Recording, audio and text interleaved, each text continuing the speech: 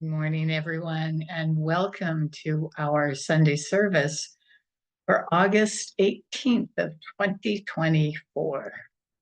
We hear a lot about manifesting what we desire in our lives. There are dozens and dozens of books about the keys to manifesting, and knowing this information is key to assist us in creating the lives that we wish for ourselves. And all this information helps us to move beyond this physical dimension to begin taking control over the lives we live. However, according to Charles Fillmore and many of the deep metaphysical writers, there is a much deeper layer to being the co-creator of our lives than just knowing how to manifest things for ourselves.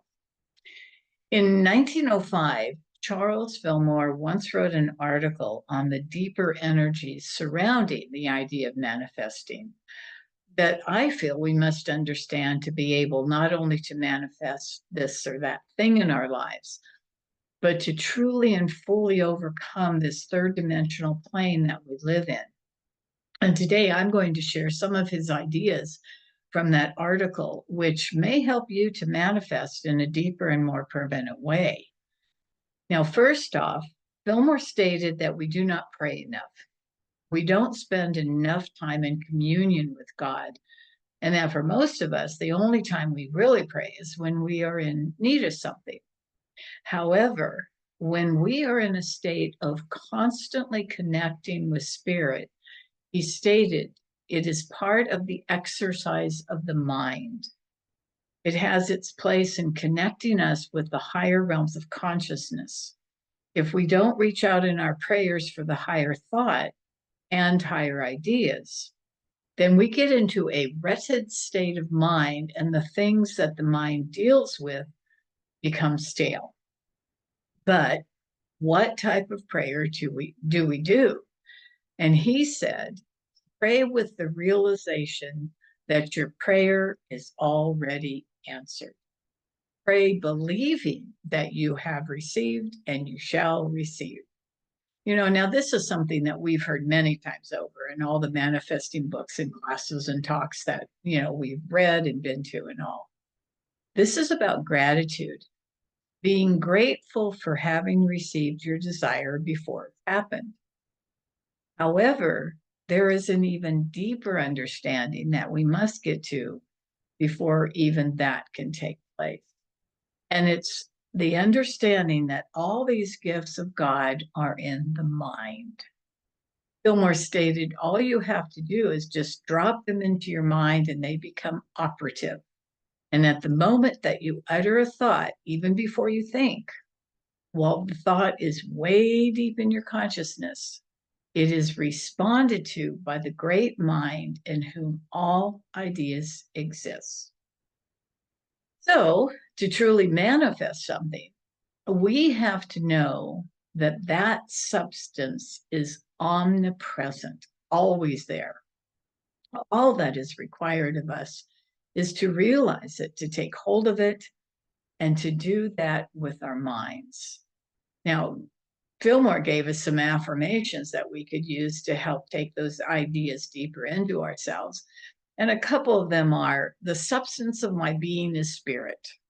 And spirit substance penetrates and permeates my soul and body, and there is no lack anywhere. Jesus spoke about giving his disciples the bread of life, that this was the substance of all things. But the question is, what is this substance? Now, Fillmore stated that all substance is based upon the idea of substance, that in back of all physical forms or manifestation, there must be the idea in mind of the visible form of that which we would bring into visibility. All substance then is based upon the idea of the substance. And to me, this is where vision boards come in, which is what Christy spoke about last week, just to help us keep that picture in mind. And from Fillmore's writings, he stated, all that we wish to manifest then we see with the mind. See it first in our mind. Everything is an idea first. Now, this will bring us to an analysis and a clear understanding of the difference between this outer realm called matter and the real substance of all things.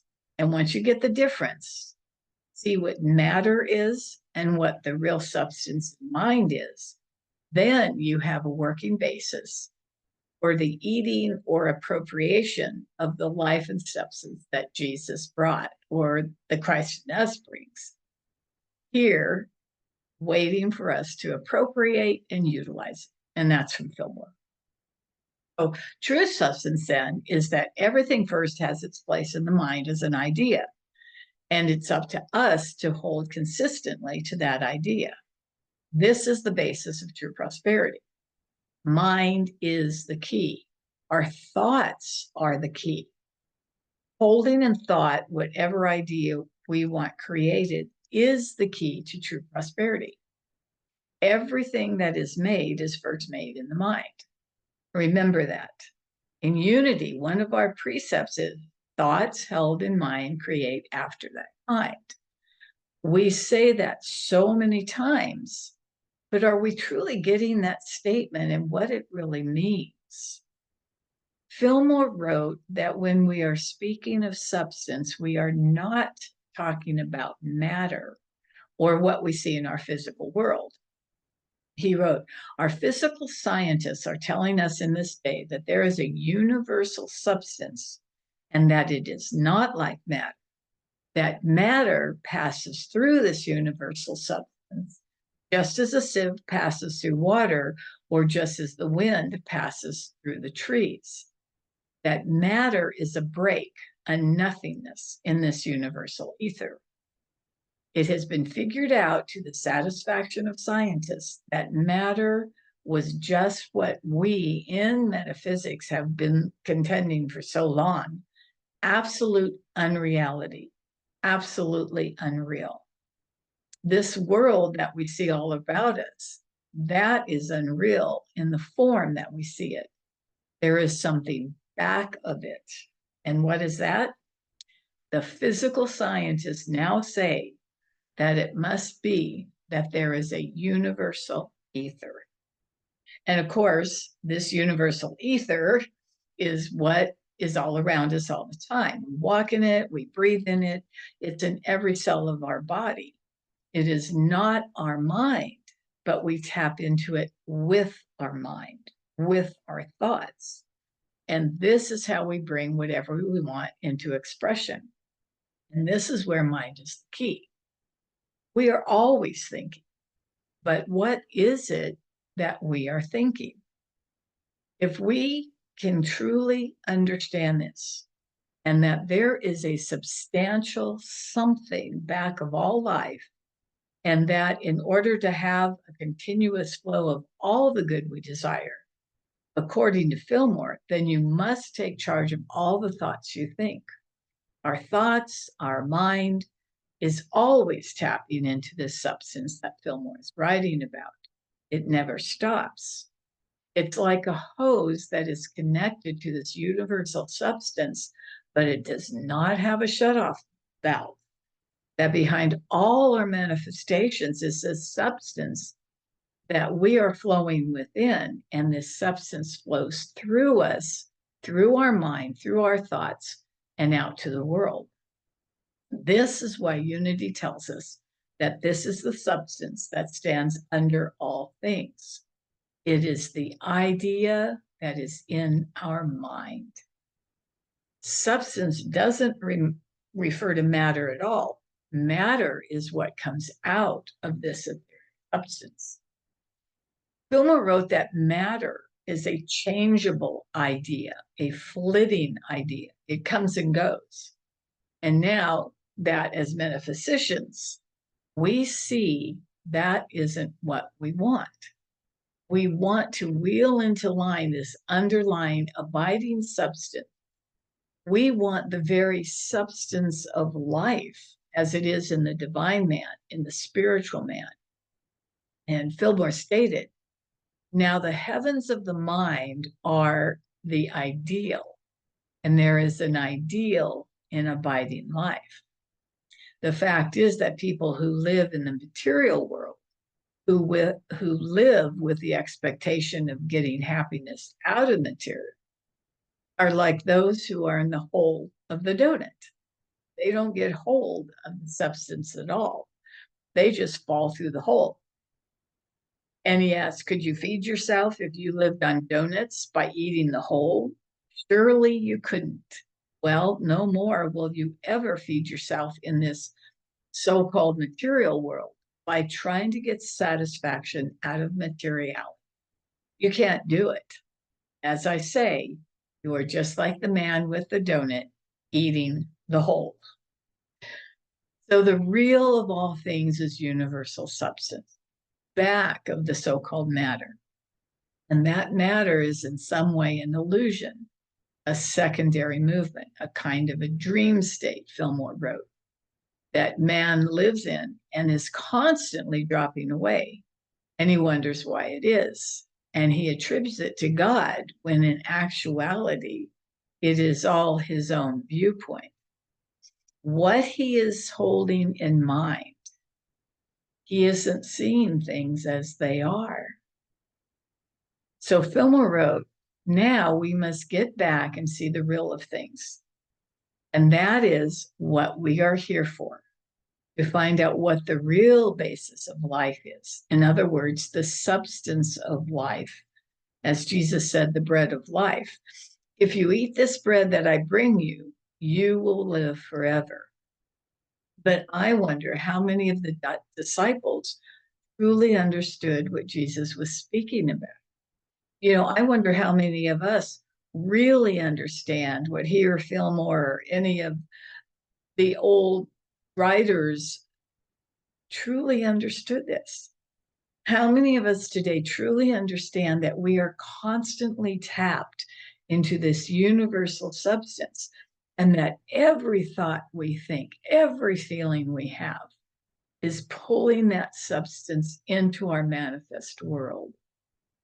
That universal substance is always flowing into and through us. We don't work for it. It is just flowing as water flows through a hose. Fillmore asks the question, what should be the prime object of your work in life? And the answer is laboring for the realization of eternal life, to labor for the bread of life, which is the consciousness of this substance, this universal substance, this consciousness of bringing it into expression and using it. The one object then of a person's life is to lay hold of this substance, this eternal life. Fillmore wrote, so many people have trouble in getting on in the world. They have trouble in holding to what they call their substantial things, material things. And now this lesson, if you get the right understanding of it and practice what is being taught, you will find it much easier to handle your substance, and everything enters into the substance side. Not only your finances, your food, your houses, your lands, and everything connected, even with the so-called material world. And you will find that back of all the substance that you think is matter is the real. And all there is to it is held in place by your ideas about it. It is all in your mind. If you think you have it, you have it. If you think you will lose it, you will lose it. In the article, Fillmore went on to write about how we attain this consciousness and understanding of what true substance is. You know, we can read about it, which is essential as far as I'm concerned. And we can go to speakers and hear about it. But unless we spend the time in contemplation and meditation about it for ourselves, we will never attain it. It cannot be done through others or just in the reading or hearing about it. We have to spend the time doing the work of bringing it into our own self. He wrote, let us take a very practical illustration, we will say, in the matter of food. I might ask you what good food was, and you would tell me what you thought was the best food. But could I eat it for you? I couldn't eat that. I could simply point to you and say, here are certain foods now. You would probably get the best result from eating those foods. But you would have to eat for yourself. Now, I find that the same rule holds true in eating this substance of the mind. Jesus Christ, in the Last Supper said, this is my body, eat it. This is my blood, drink it. Now, do you think the disciples got down and began to gnaw at his bone and eat his flesh? No. What he was talking about was taking these ideas in. There must be something of a deeper character, more substantial. And this is what we are after. And we know that all things in their essence, in their original, are in mind. Now, we have found that when we take into our minds a strong affirmation of the omnipresent substance in life, that there is a new consciousness that is developed. We feel that we've gotten hold of something. And those metaphysicians who have practiced this day after day find that they absolutely can appease their hunger and bring into the world of matter that which they desire. But they know that a continuance in that line of thinking, a full realization of the substance that Jesus spoke about, is in mind, that this is a mental principle. We know that we can go forward in that until every need will be satisfied. We know that it is possible for mankind to multiply everything that he touches when he has his mind on substance. Now, the fact is that every thought that you send out has back of it a certain quality of substance, and more substantial a good deal than you think, and more than you think about the sustainability of your thoughts, and the more of the higher principle put into that. The more you eat of this Christ body, or the body of life, the bread of life, coming down from the heavens. So you see how important it is that you let your mind play an important part in everything that you have to do with substance. And Fillmore said, if it is eating at the table, why not eat with the idea that this is the very substance of spirit? And then you will begin to see the essence back of the food, and your system will get into with that food is an element that you can't get by eating as merely material. You begin to see the inner consciousness that must come into expression, a union with the inner principle, and everything that your mind touches along the line of substance. And this all comes from the article that Fillmore wrote. All that exists in the divine mind must be open to the expression of that mind. And it's through our thoughts that it's made manifest. Now, those who are following these ideas are bringing into manifestations the evidence of health, better supply, happiness, contentment, and that abiding consciousness which comes from an appreciation of God as the omnipresent source of all. So it's just a question of applying the principle in the right way. You must get into your mind that you are a co-creator that is given to us to manifest this ideal realm, and that every idea that comes into your mind has the possibility of bringing manifest into matter. Watch the thoughts and choose wisely those that you want to manifest. So with everything that you do, take hold of the substance side of this mental activity. And now this applies to everything in the manifest world: finances, your food, your clothing, your homes, even your body. We want a more substantial, abiding life in bodies. The life that we have seems to come and go in the present body consciousness. And it seems like we are subject to conditions. However, when we remember that behind all matter is the abiding consciousness of true substance, even the body may be remade into the likeness of that which is the divine ideal. Now, speaking about the body, remember that Myrtle healed herself of tuberculosis. Charles healed and grew his leg that has been injured. And we also have accounts of thousands and thousands of people who have had healings from cancer and other diseases once they began holding in mind and affirming the health of their bodies. But it is more than just that. It is the consciousness about the true health of the body that heals the body. It's more than just bringing in the energy of source to heal the body. It's the understanding that this universal substance we call source is the health of the body. So there you have it. True prosperity is. We are swimming in the pure substance of spirit. We are always tapped. We can never not be tapped into it. It's flowing continuously into us and through us. It becomes manifest in our lives through our thoughts.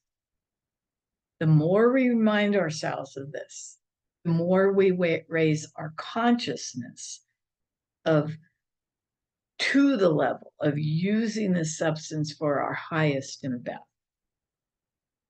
Reminding ourselves that we can think the thought of what we want in life is one thing, but if we spend most of our day in judgment, condemnation, fear, distress, whatever, then that which we desire has no way of coming through.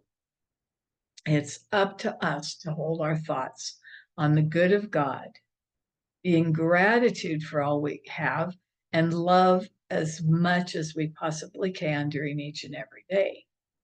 Remembering that each and every thought we think is tapped into that universal substance. And that is what is manifesting for us all the time. That then brings the highest and best to us adequately. And when we get that part down, then we can begin the process of learning to work substance to affect the world around us. So just remembering that there is a substance around us bringing everything we think to the world is the key to understanding true prosperity. So God bless everyone, and may your thoughts begin to be more and more centered on the Christ you are, bringing all the good you desire into this world of matter. So thank you all for listening to this talk today. God bless each and every one of you, and may you manifest your life to the great glory that you wish to have in your world. God bless. Have a beautiful, beautiful week.